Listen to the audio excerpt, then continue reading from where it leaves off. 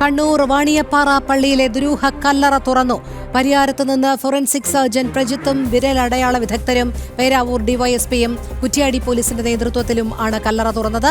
കോഴിക്കോട് സ്വദേശി മഠത്തിൽ അബ്ദുൾ അസീസ് പോലീസ് നിർദ്ദേശപ്രകാരം നടപടിക്രമങ്ങൾ പൂർത്തിയാക്കും. മിഥുൻ പിള്ള ചേരുന്നു. മിഥുൻ, പറയൂ ഏറ്റവും പുതിയ വിവരങ്ങൾ.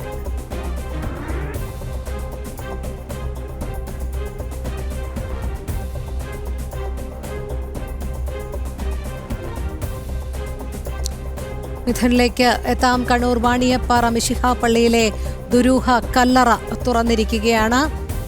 ഏറെ നാളായി തുടരുന്ന വിവാദത്തിനാണ് അന്ത്യമായിരിക്കുന്നത്. പരിയാരത്ത് നിന്ന് ഫോറൻസിക് സർജൻ പ്രജിത്തും വിരലടയാള വിദഗ്ധരും എത്തിച്ചേർന്നിട്ടുണ്ട്.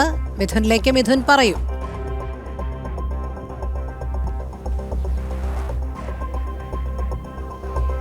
രോഹിണിയോടെ നടപടിക്രമങ്ങൾ ആരംഭിച്ചിട്ടുണ്ട്. നമുക്ക് പിന്നിൽ കാണുന്നതാണ് കല്ലറ എന്ന് പറയുന്നത്. തൊട്ട് താഴെയാണ് സെമിത്തേരിയുടെ ഉള്ളിലാണ് 38 നമ്പർ കല്ലറ. അത് തുറന്ന പരിശോധന ആരംഭിച്ചിട്ടുണ്ട്. അല്പസമയം മുൻപാണ് ഈ ഫോറൻസിക് സർജനും അതുപോലെ തന്നെ ഇരട്ടി തഹസീൽദാരടക്കമുള്ള സംഘം ഇവിടെ എത്തുകയും വിരലടയാള വിദഗ്ധരുണ്ട്, അതോടൊപ്പം തന്നെ മറ്റ് ഉദ്യോഗസ്ഥരുണ്ട്. അവരൊക്കെ തന്നെ ഇപ്പോൾ കല്ലറയ്ക്ക് സമീപം എത്തിയിട്ടുണ്ട്. അവിടെ ഇപ്പോൾ ഈ കല്ലറ തുറന്നിട്ടുണ്ട്, പരിശോധന ആരംഭിച്ചിട്ടുണ്ട് എന്നാണ് നമുക്ക് മനസ്സിലാക്കാൻ വേണ്ടി സാധിക്കുന്നത്.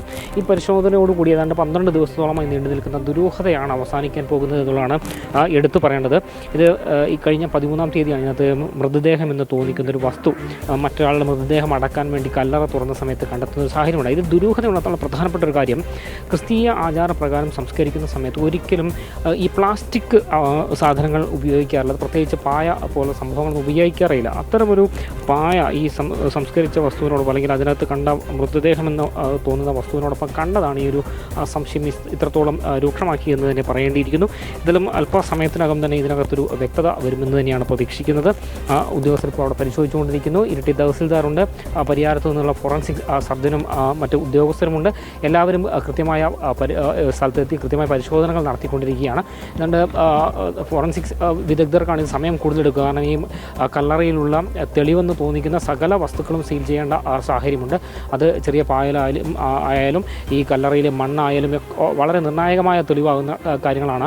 അത് ഇത് ആദ്യം മൃതദേഹമാണ് എന്ന കാര്യം ഉറപ്പിക്കണം. അതിനുശേഷം തുടർ പരിശോധനകൾ നടക്കും. ഏതായാലും അല്പസമയത്തിനകം തന്നെ ഇതിനകത്ത് സംബന്ധിച്ചൊരു വ്യക്തത വരുമെന്ന് തന്നെയാണ് പ്രതീക്ഷിക്കുന്നത്. രോഹിണി. ശരി മിഥുൻ. കണ്ണൂർ വാണിയപ്പാറ കല്ലറ തുറന്നു നോക്കുന്നതിനുള്ള നടപടിക്രമങ്ങൾ ഇങ്ങനെ പുരോഗമിച്ചുകൊണ്ടേ ഇരിക്കുകയാണ്. മിഥുൻ പിള്ളയാണ് വിവരങ്ങൾ നൽകിയത്.